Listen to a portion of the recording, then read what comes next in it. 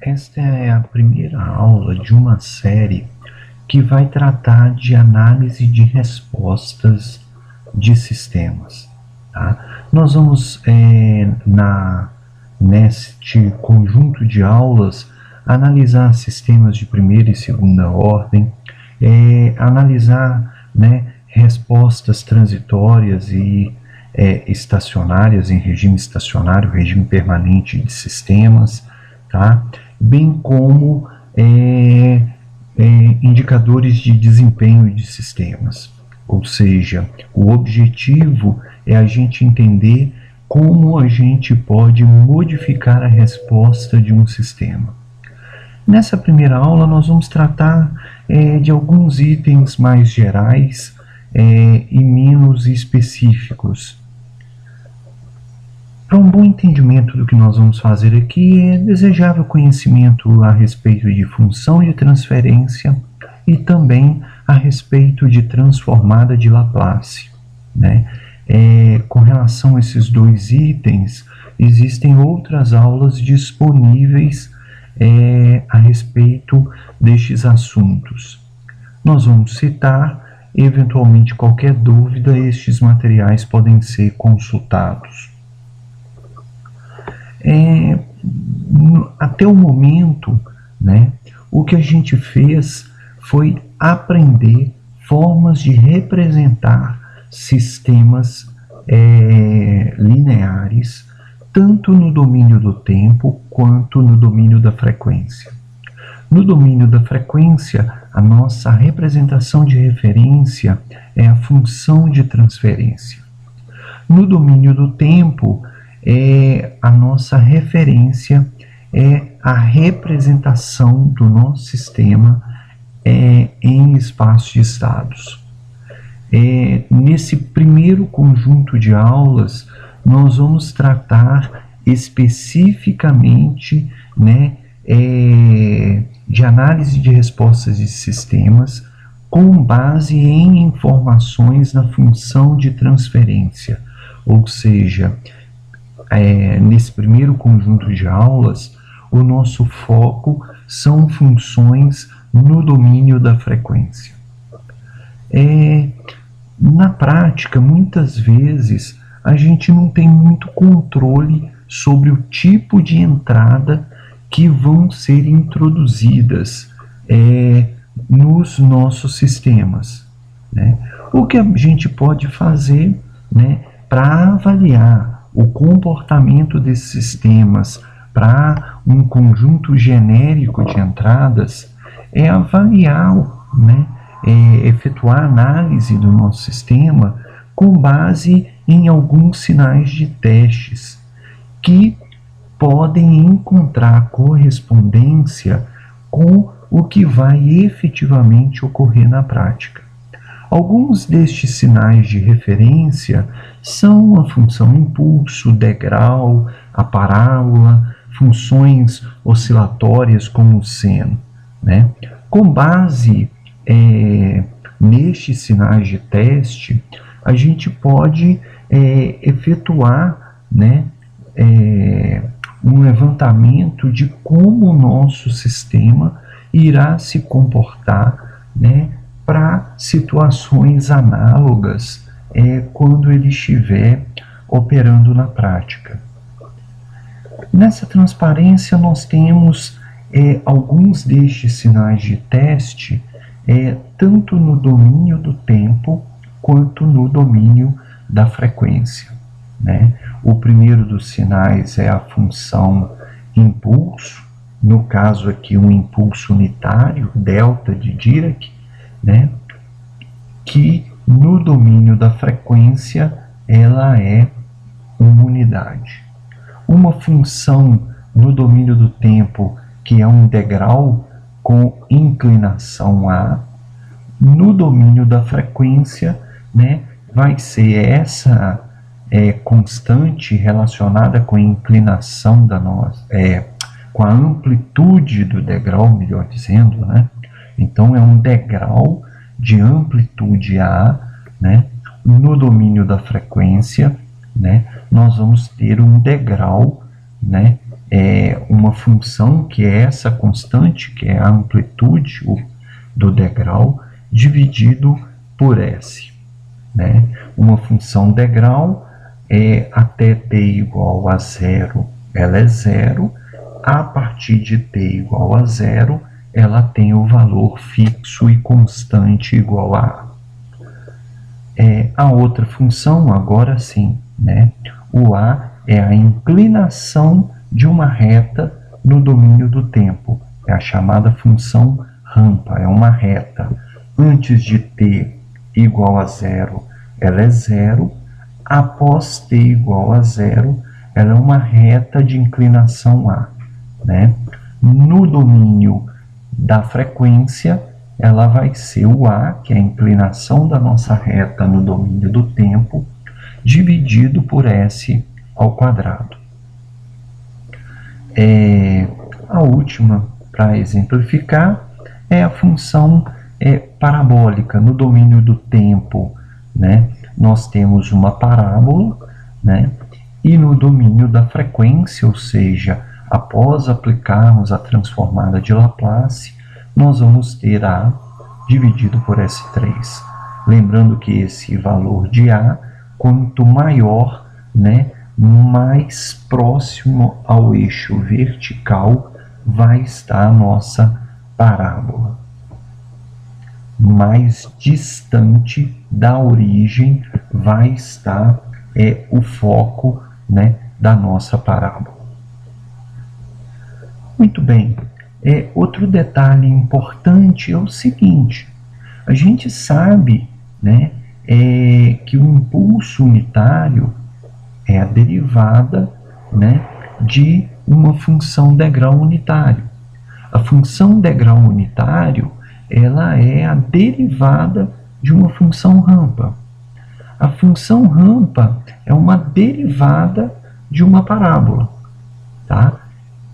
O que acontece com sistemas lineares, né, que é o caso, né, que nós estamos tratando por enquanto em nossas aulas, né, é que toda vez que a gente tiver, né, uma relação entre sinais da entrada em que um é a derivada do outro, esta relação de derivada ou integração, ela também vai ser válida quando nós compararmos as saídas destes sinais. Então, por exemplo, né, se eu tenho, né, uma entrada que é um degrau, e aí eu tenho a saída associada a esse degrau, se a minha entrada é a derivada do degrau, a saída nesse caso vai ser a derivada da saída do degrau. E isso é bastante útil para nós, porque às vezes eu não preciso ficar testando, né, todas as possibilidades de sinais de entrada. Eu testando um deles, eu consigo definir, né, algebricamente como vai ser a saída do meu sistema, sem ter que efetivamente ficar realizando testes para toda a gama de funções que eu vou ter passíveis de ocorrer quando o meu sistema estiver operando na prática.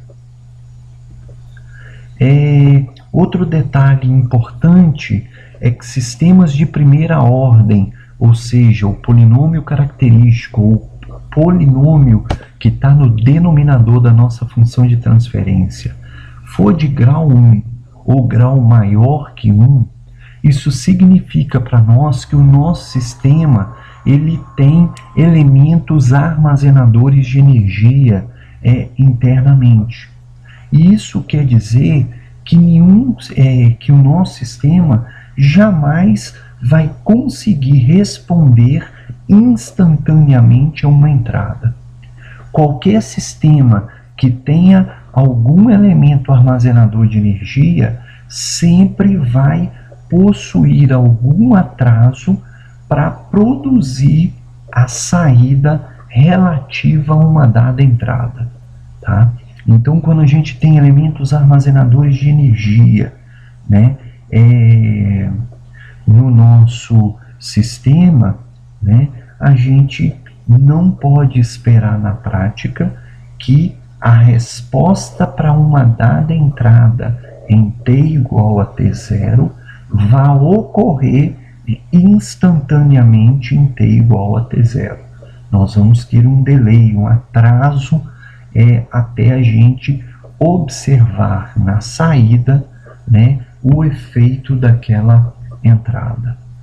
Outro detalhe importante que nestes casos, né, em que a gente tem elementos armazenadores de energia, muitas vezes as análises são feitas, né, ignorando, né, para efeito de comparação, né, esta condição de energia ou de condição inicial. Muitas vezes pode ser conveniente ou mais fácil nós analisarmos os nossos sistemas considerando que todas as condições iniciais são nulas, né? Para que fique mais viável e fácil a gente comparar o desempenho do nosso sistema para condições de entrada ou condições de ajustes diversas.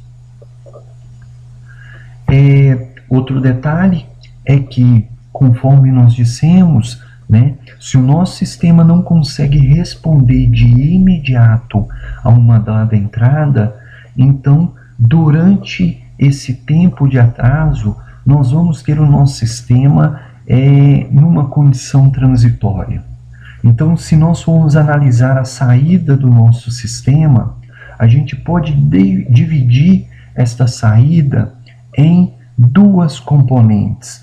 Uma componente transitória, né, e uma componente em regime permanente ou estacionário, né, que é a condição que o nosso sistema vai estar quando o tempo tender a infinito. Muito bem, essa resposta transitória é uma resposta que vai ter, né, um valor diferente de zero por um tempo determinado a partir do momento que a gente introduz a nossa entrada no sistema, tá? Então, toda resposta transitória, ela vai tender a zero quando o nosso tempo tender a infinito.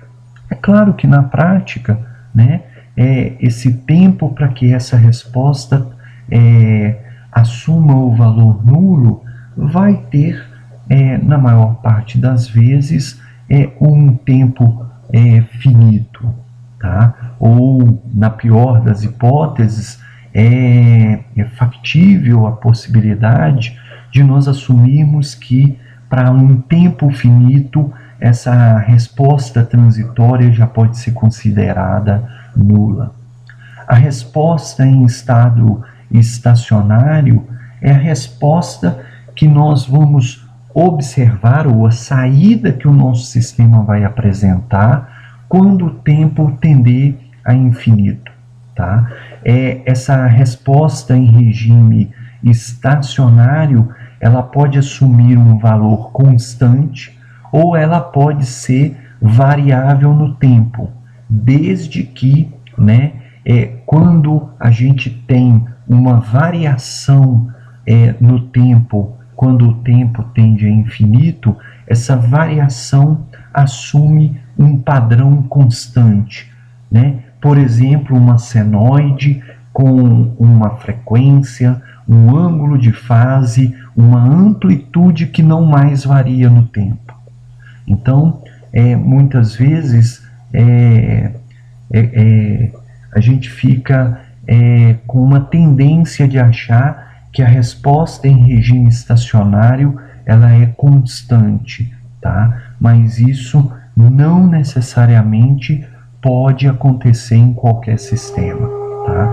Desde que a gente tenha um padrão constante, né, variável, né, a gente pode considerar que o nosso sistema, que a saída do nosso sistema assumiu a sua condição de regime estacionário. Outra forma da gente caracterizar a resposta do nosso sistema é a gente dividir a resposta do nosso sistema em duas componentes. Uma forçada, que é a parte da resposta, né, associada à entrada do nosso sistema. Ou seja, é a parte da resposta, né, do nosso sistema que se deve à entrada, a uma energia fornecida ao nosso sistema por alguma fonte em sua entrada, tá? Em regime estacionário, é esta componente forçada que vai existir no nosso sistema.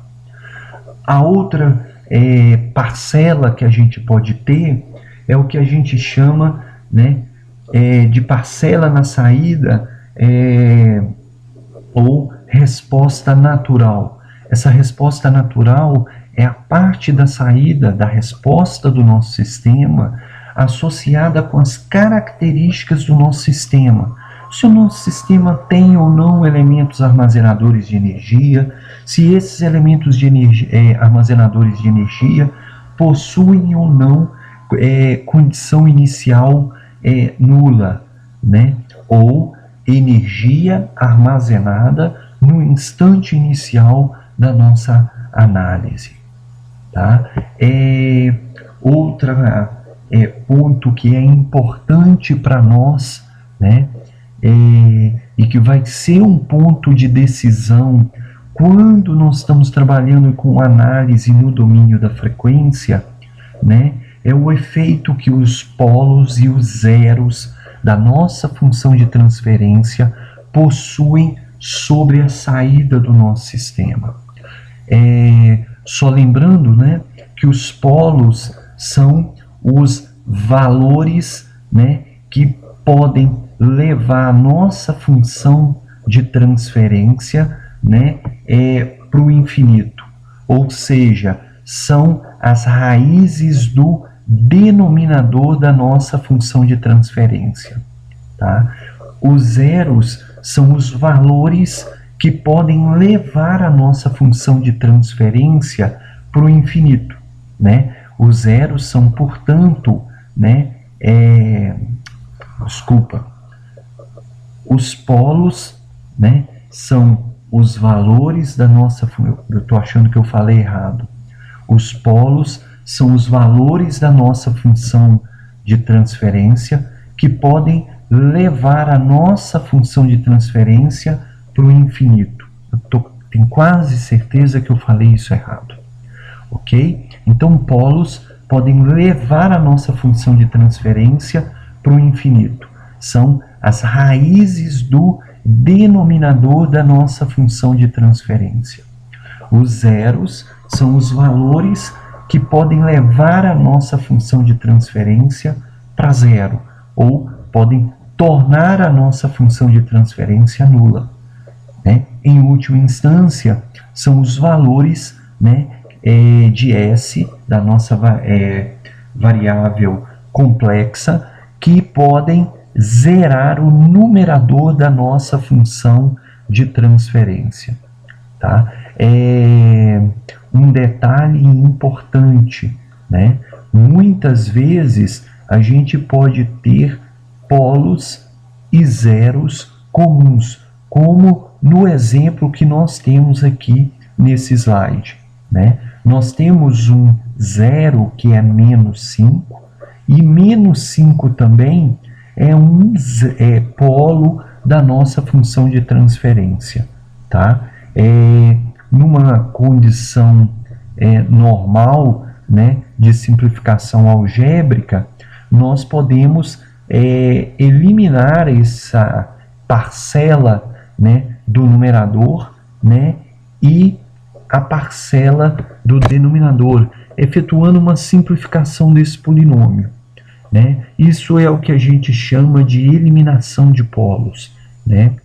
É o que vai acontecer quando a gente acaba simplificando na função de transferência parcelas do numerador e do denominador comuns.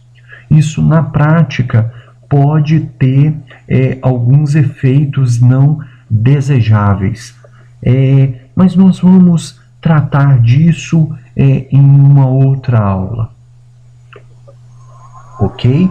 Então, mesmo quando da simplificação de uma função de transferência, a gente continua considerando que aquela parcela simplificada pode estar associada a um polo ou a um zero da nossa função de transferência, tá? O que eu estou querendo dizer é que o fato de eu simplificar esse termo de S mais 5 no numerador com S mais 5 no denominador não me isenta de analisar o comportamento do meu sistema para esse polo S igual a menos 5 e, eventualmente, para esse zero S igual a menos 5. Tá? Embora, a partir do momento que eu simplifique, ele não mais venha aparecer explicitamente na minha função de transferência, esses polos e zeros, eles existem no meu sistema e devem ser consideradas nas análises. Ok? Muito bem. Eu vou aproveitar a oportunidade para apresentar um comando, uma função do MATLAB chamada pzplot, que nos permite plotar no nosso plano complexo a posição dos polos e zeros de uma função de transferência. Então, o que eu fiz aqui foi informar o numerador da função de transferência, o denominador da função de transferência, né? Informei ao MATLAB que esses dois vetores formam uma função de transferência e pedi para a função pzplot plotar um gráfico com a posição de polos, os x nesse gráfico, e zeros, os pequenos círculos nesses gráficos, para essa minha função de transferência. Isso é útil, que nós vamos ver que muitas das decisões e efeitos, né, ou características da resposta dos nossos sistemas estão diretamente relacionadas com as posições de polos ou zeros, eventualmente, da nossa função de transferência no nosso plano complexo.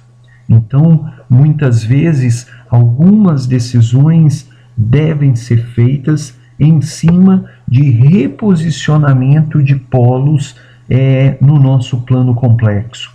E por isso pode ser interessante a gente realizar essas plotagens para facilitar análise e ou decisões.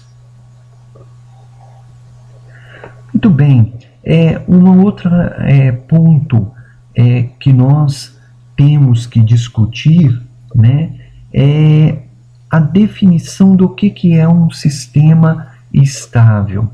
A gente considera que um sistema é estável quando a gente tiver uma entrada finita, limitada, e a nossa saída do sistema também estiver limitada, tá?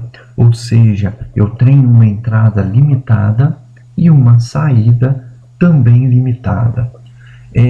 Nós vamos, em outras aulas, tratar melhor e mais especificamente de estabilidade, né? Explicitando algumas ferramentas que podem ser utilizadas numa análise no domínio da frequência e também numa análise utilizando o domínio do tempo com a representação em espaços de estados. Por ora, o nosso foco aqui é só um conceito bem básico, porque eventualmente a gente vai mencionar que um dado sistema ou uma dada função de transferência está associada a um sistema estável ou instável, tá? Um sistema, ele é dito instável ou não possui estabilidade absoluta, né? Se eu introduzir alguma entrada e o meu sistema divergir ou tender para infinito. Ou seja, qualquer entrada, por menor que seja, pode levar a nossa saída para infinito. Ou seja, a gente pode perder o controle da saída, né? Ou a saída ir para infinito, ou a nossa saída começar a oscilar de forma não controlada ou com uma amplitude de oscilação fora de uma margem predeterminada por nós. Muito bem, um outro ponto que nós vamos por hora considerar é que a nossa entrada do sistema define qual é o valor que nós queremos na saída. Este também é um assunto que nós vamos detalhar melhor em outras aulas. Mas por hora vamos ficar com essa definição ou essa condição simplista, ou seja, a nossa entrada no sistema indica para que valor, para onde nós queremos que a nossa saída convirja, tá? Ou qual é o comportamento esperado para nossa saída. E o que a gente chama de erro estacionário ou erro em regime permanente é a diferença entre a saída que efetivamente nós estamos observando e o valor esperado para a saída, né? Que por hora nós vamos considerar que é o valor indicado pela nossa entrada, pelo set point. Muito bem, vamos somente analisar um sistema genérico qualquer, cuja função de transferência é essa apresentada no slide, ou seja, a relação entre a saída e a entrada desse sistema é este polinômio, né? S mais 2 sobre S mais 5, tá? Nós vamos supor que neste sistema nós vamos introduzir na entrada um degrau unitário. A gente sabe que se no domínio do tempo nós temos um degrau unitário, no domínio da frequência ou após a aplicação da transformada de Laplace na entrada, degrau unitário, né, nós vamos ter essa entrada no domínio da frequência igual a 1 sobre S. Muito bem, se a função de transferência é y de S sobre u de S, saída sobre entrada, né, a nossa saída no domínio da frequência pode ser definida como a função de transferência, que no caso é S mais 2 sobre S mais 5, vezes a entrada no domínio da frequência. A entrada no domínio da frequência, como nós mencionamos, é a transformada de Laplace de um integral unitário, que é 1 sobre S.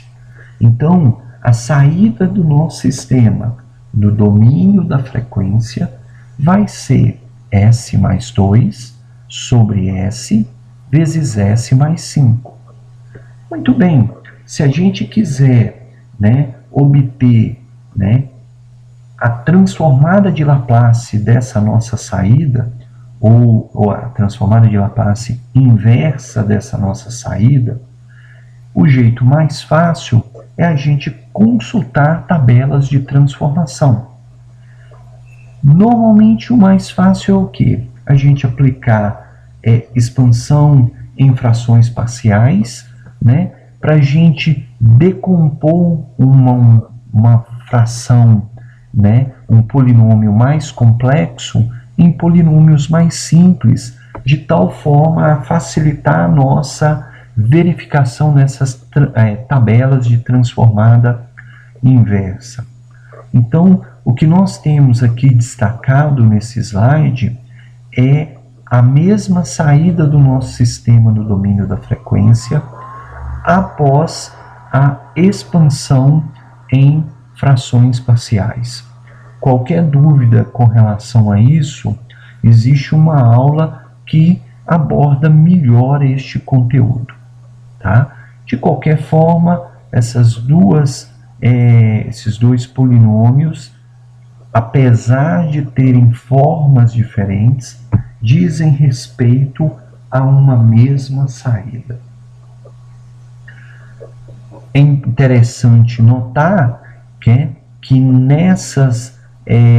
nessa forma expandida, nós temos um termo associado ao polo zero, que foi o polo introduzido pela entrada do nosso sistema, tá? E nós temos um polo igual a -5 que está relacionada, né, com o nosso sistema, ou está relacionado com as características de nosso sistema.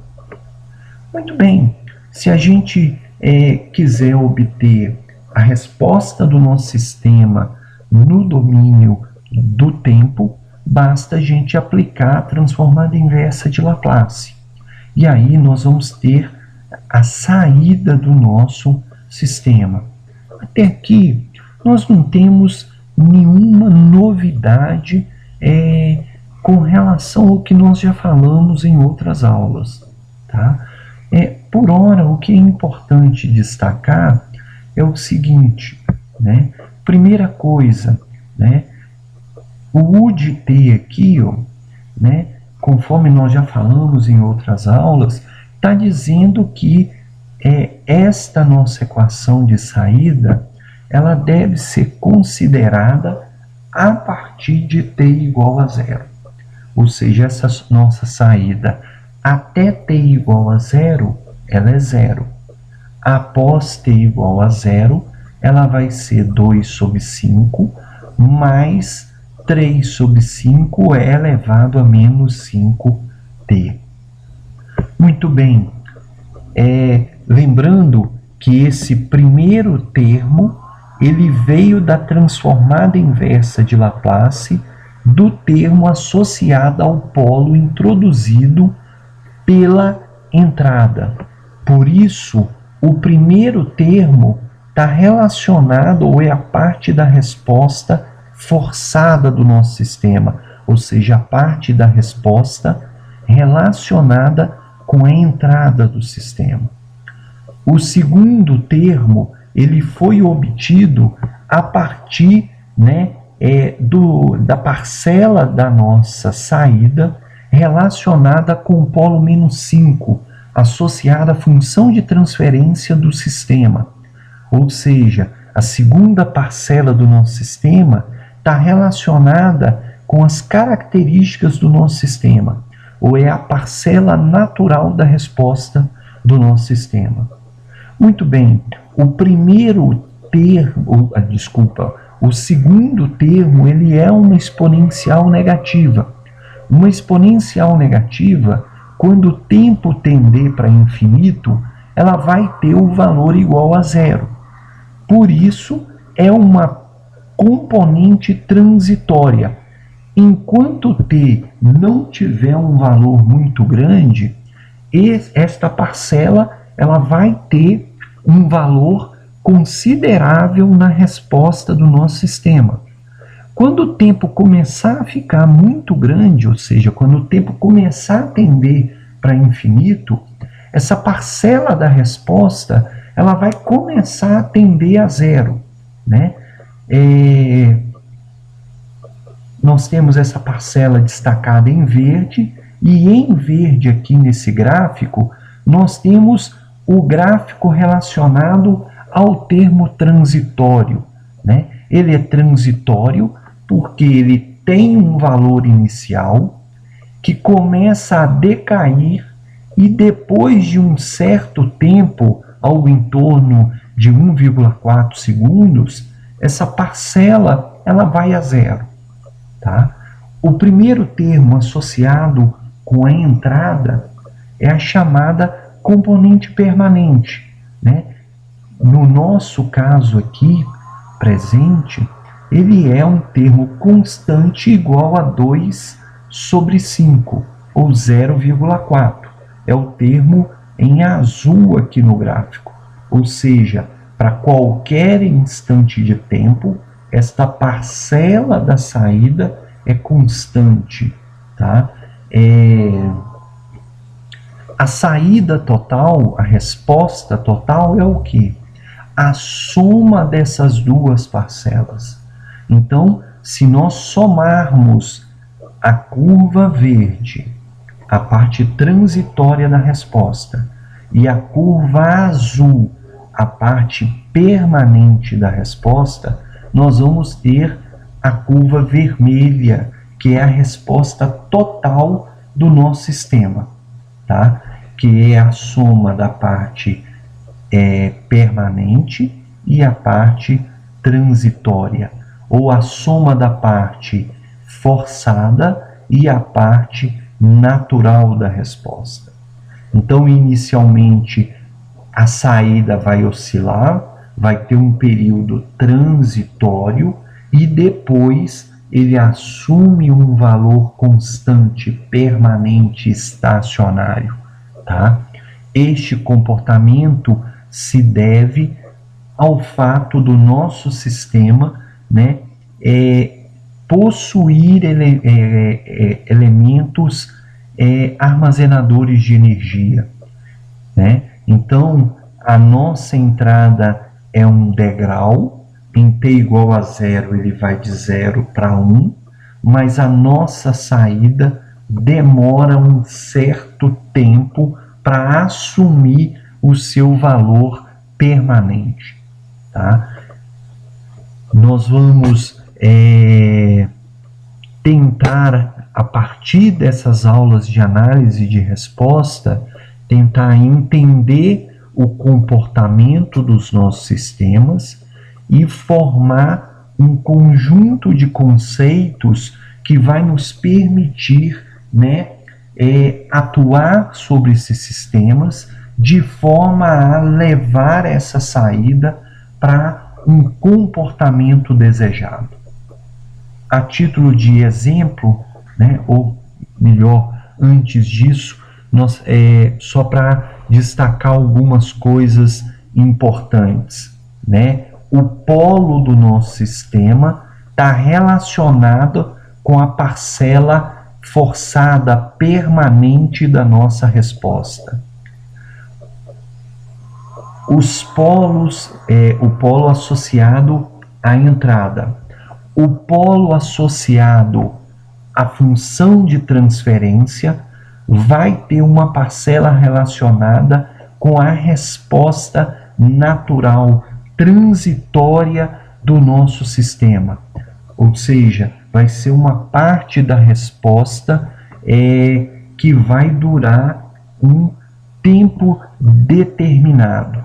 A partir de um certo intervalo de tempo, né, passado, essa componente transitória, ela já não vai ter nenhum efeito sobre a saída do nosso sistema, ok? Outro detalhe importante, os polos, tanto aqueles devido às características do sistema, a função de transferência do sistema, quanto aqueles relacionados com a entrada do sistema, eles têm uma influência na resposta e na amplitude que o nosso sinal vai ter lá na saída, né? Ou a amplitude dessa resposta, tá? Os zeros, ou, né, as raízes do denominador da nossa função de transferência vai estar relacionado com a amplitude, né, da nossa saída. Ela pode modificar a amplitude tanto da parcela permanente forçada, quanto da parcela transitória ou natural, tá? Resumindo, o que eu estou querendo dizer é o seguinte: o comportamento, a forma da curva na saída, ela é determinada pelos polos. A amplitude ou a escala, né, do nosso sinal na saída, ela é influenciada tanto pelos polos quanto pelos zeros, tá, da nossa função. Nós vamos detalhar isso melhor à medida que a gente for compreendendo os sistemas que a gente vai estudar a partir da aula subsequente a esta. Tá? Aqui nós temos, né, um exemplo do que pode acontecer num dado sistema se a gente alterar, né, os zeros da nossa função de transferência. Eu utilizei a mesma função que nós testamos aqui, né, o S mais 2 sobre S mais 5 com a função de transferência, e utilizei naquelas simulações a entrada ao degrau, do mesmo jeito que a gente tinha gerado aquele primeiro gráfico. O primeiro gráfico aqui na primeira linha, nós temos o polo e o zero da nossa função original, né? E a resposta do nosso sistema. Lembrando que a saída em t igual a 0 muda abruptamente de 0 para 1. Tá? A nossa saída do sistema em t igual a 0, ela assume o valor 1, mas ela decai com o tempo até um valor em torno de 0,4, que foi o 2 sobre 5 na nossa função aqui. Ó. O 2 sobre 5 é o valor em regime permanente, é o valor que está aparecendo aqui no nosso gráfico em regime permanente. Olha bem, nesse caso, se a gente considerar que a gente esperaria que a saída acompanhasse a entrada, se a entrada foi de 0 para 1, a gente esperaria que a nossa saída fosse de 0 para 1 em t igual a 0. O que acontece é que a nossa saída em t igual a 0 foi para 1, mas em regime permanente ela foi para 0,4. Ou seja, a gente vai ter um erro em regime permanente de 0,6 no nosso sistema. Ou seja, a nossa saída não acompanhou em amplitude a entrada. Ou seja, a gente teve um erro em regime permanente. Na segunda linha, o que foi feito? A gente tinha um 0 em menos 2, o 0 foi para menos 4. Tá? A resposta do nosso sistema, né, o que a gente obteve de diferente, foi que, ao invés dela decair para 0,4, ela vai agora decair para 0,8. O tempo de resposta, ele se manteve praticamente inalterado. Ou seja, nós mudamos o zero da nossa função de transferência, o tempo de resposta do nosso sistema não modificou, mas a amplitude da saída foi afetada pela mudança do zero da nossa função. O que eu estou dizendo, mudar o zero da nossa função ao invés da gente ter na função de transferência S mais 2, nós temos agora S mais 4. Na terceira linha, o que foi feito é modificar mais uma vez esse zero e levar ele para menos 8. Né? Ou seja, o numerador agora é S mais 8. O nosso sistema agora, o que acontece? Né? De novo, o tempo de resposta não é modificado, né? Mas a amplitude do nosso sistema ela é alterada, passando inclusive do valor da entrada, que era 1. Ela foi agora para algo em torno de 1,6. De novo, é aquilo que a gente havia mencionado quando dessa transparência anterior, né? O zero de uma função de transferência possui uma influência na amplitude da nossa saída, ou seja, modificar o zero significa mudança de amplitude na saída do nosso sistema. Continue fazendo alguns testes, né? Por exemplo, aproximando o polo do zero, né? Quanto mais próximo o nosso zero estiver do polo, né, mais próximo de 1, né, a nossa função, a nossa saída vai tender ao valor 1, que é o parâmetro de entrada que a gente esperava. Quando polo e zero coincidem, a nossa saída vai para 1 e fica em regime permanente, tá?